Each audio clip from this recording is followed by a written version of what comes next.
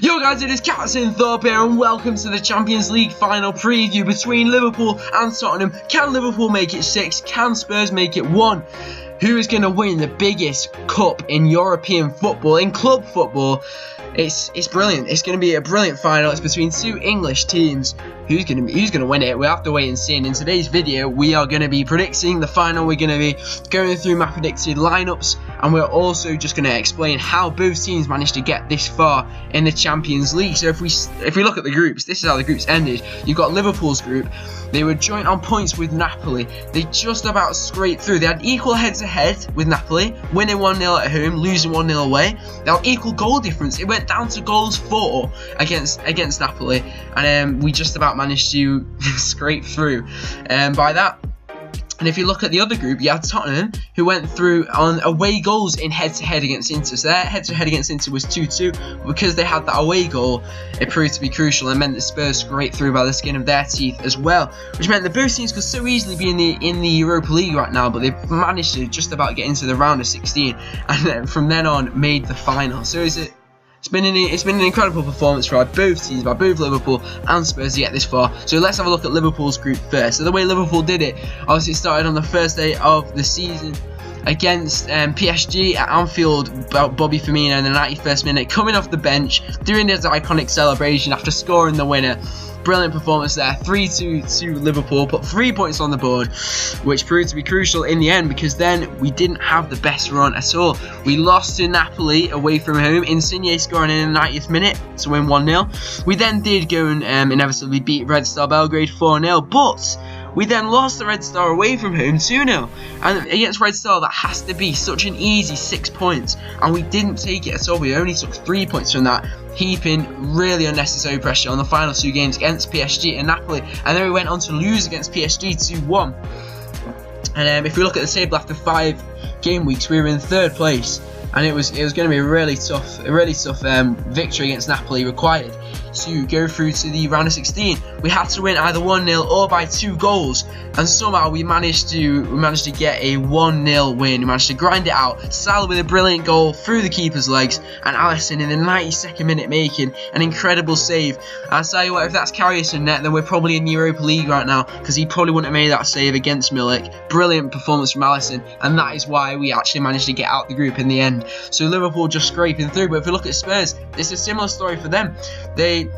They were 1-0 up until the 85th minute in the first match day against Inter Milan, but then conceded to Icardi and Vecino in Vecino's stoppage time actually to lose 2-1. They were then outclassed at Wembley by Messi's Barcelona 4-2, and in the third match day, Lloris got a red card in the 79th minute, and De Jong scored in the 87th minute to make it PSV 2, Spurs 2, which meant after 3 game weeks, this is how the league table looked, and the Spurs were miles behind in 3rd place, 5 points behind Inter Milan. So it would have been really hard to catch up with them. But I'll tell you what, they've got some big players in their team that can step up. You got Harry Kane against PSV stepping up, scoring in the 78th and the 89th minute to win 2-1 to come back from behind. And then you got Eriksen, who played a leading part in scoring the winning goal against Inter Milan when Spurs won 1-0.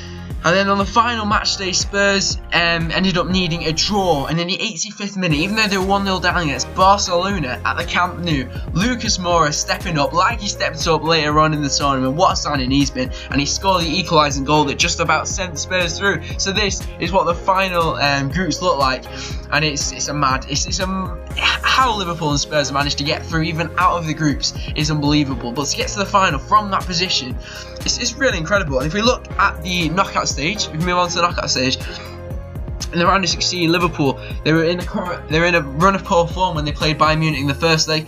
They drew 0-0, but then in the second leg, in Bayern's own backyard, they scored 3 goals past them. Mane with a beautiful goal, and Van Dijk also scored, and they won 3-1.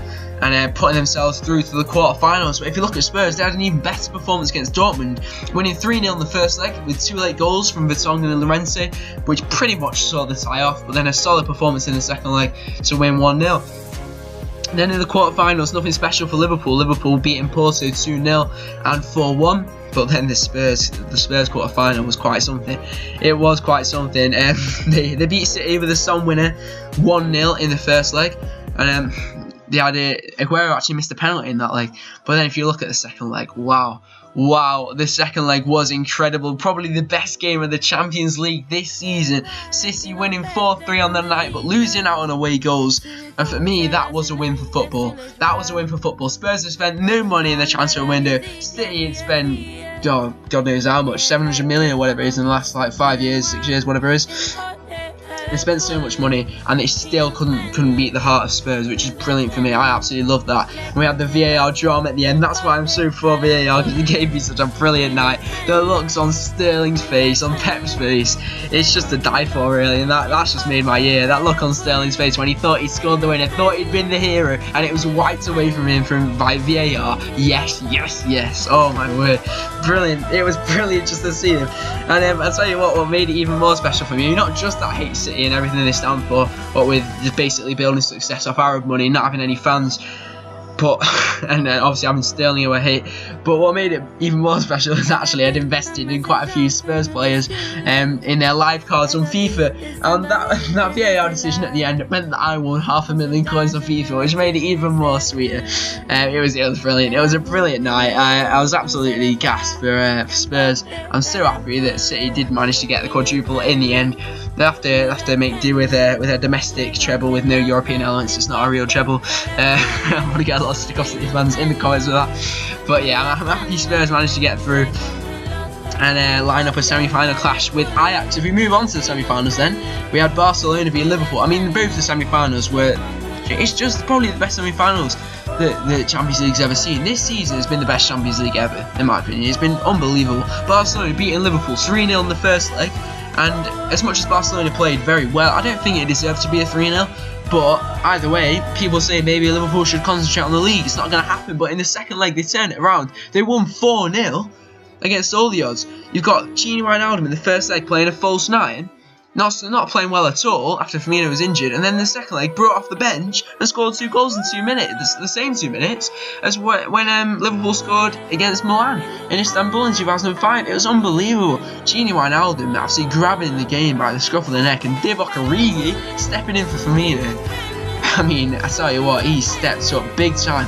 On that 4th goal, the winning goal, you've got to give a lot of credit to Trent Alexander-Arnold, walking away to give the free kick to Shaq, and then seeing Origi free in the middle, playing it in where the Barcelona player's not looking. It's brilliant. It's just brilliant work from Trent, brilliant finish from Divock Origi, and a brilliant performance. And somehow Liverpool overturned a 3-0 deficit to Barcelona to go through to the final of the Champions League. It's ridiculous. And then, to top it all off, they got another semi-final between Spurs and Ajax. Ajax had won 1-0 at Spurs' new stadium, but then in the away leg, they went 2-0 up at half-time, 3-0, and then Spurs, Lucas Moura with a hat-trick in the second half. A hat-trick in the second half to put Spurs through on away goals. It's ridiculous. I don't know why. To be fair, Ajax were way too open. I don't know what they were doing, but oh my word, what a performance from Tottenham. What a performance from Lucas Moura, and what a signing he's ended up being. 96th minute, he won the game. And I mean, I've seen him react to the Portuguese commentary, which was brilliant. But even the English commentary, to be fair, the BBC commentary was actually quite good. You know, no, normally I can't give English commentators much credit, but that was quite good. You know, it still gives me goosebumps every time I watch that. It's unbelievable performance from Spurs. And somehow, again, against all the odds, Spurs managed to get through to the Champions League final. Liverpool and Spurs, they shouldn't be there. They just shouldn't be there. But they've both got the heart, and it's surely it's going to make one hell of a final. So if we take the whole Champions League, I mean, the drama we've had this year, not just with Liverpool and Spurs, but with Porto beating Roma in the 117th minute with a Telles penalty. We got, obviously, the PSG United game. United getting a controversial penalty in the 94th minute to send them through to get hammered by Barcelona. and then the Ronaldo hat-trick to overturn the 2-0 deficit against Atletico Madrid. It's just what makes football so special, isn't it? It's been a brilliant Champions League, and hopefully the final will do that justice. And actually, also a big shout out to Ajax. They beat Real Madrid away from home 4-1. They beat Juventus away from home 2-1. They actually won all of their away games in the knockout stages. Yeah, and they put on a really good show considering they're a young team, a bit like Monaco a couple of years ago. But yeah, so a big shout out to Ajax for making it special as well. But yeah, I think Liverpool and Tottenham, for what they've gone through, they just deserve it so much to get to the final. But unfortunately, one of these teams is going to have to lose. Let's look at the lineups then, the predicted lineups that I think will go out. I think Liverpool's set in stone now. I think with Naby Keita being injured, the team pretty much picks itself. There's maybe a shout for Joe Gomez in there, but I can't see him starting after Matip's been playing so well recently. and maybe a half a shout for Divock Origi, but with Firmino back fit, I can't see Origi playing a starting role, so I think it will be Alisson, Trent, Matip, Virgil van Dijk, Andy Robertson, Fabinho in the 6, and then Henderson and Gini Wijnaldum playing a bit further forward, Firmino in the false 9, and Salah and Mane on the wings. The Spurs team is harder to predict though, because they played quite a few different systems this season, with and without Harry Kane. They played 3 at the back sometimes, 5 sometimes, played 4-2-3-1s, they played diamond 4-4-2s. I'm going for a 4-3-3, just safe option. I don't really know what they're gonna put out, but if they do go 4-3-3 and go toe-to-toe with Liverpool, it should be a pretty exciting game. I think Harry Kane will start. He should just about be fit enough to start. But I've gone with Lloris in there, Trips at right back, even though he's not had the best season, Rose at left back, Alderweireld partnering with Vertonghen in the middle. I know Sissoko's played further forward this season, but I think he will slip back into defensive midfield to make room for the attacking options they've got. Eriksen and Dele Alli as the centre mids, and then either a front 3 of Kane in the middle with Son and Lucas on the wings, or a diamond 4-4-2 with Son at the tip of the diamond and then Lucas partnering Kane up top. Either way, but I think those will be the 11 players that will come out for Spurs, so I think that's what the team's going to look like.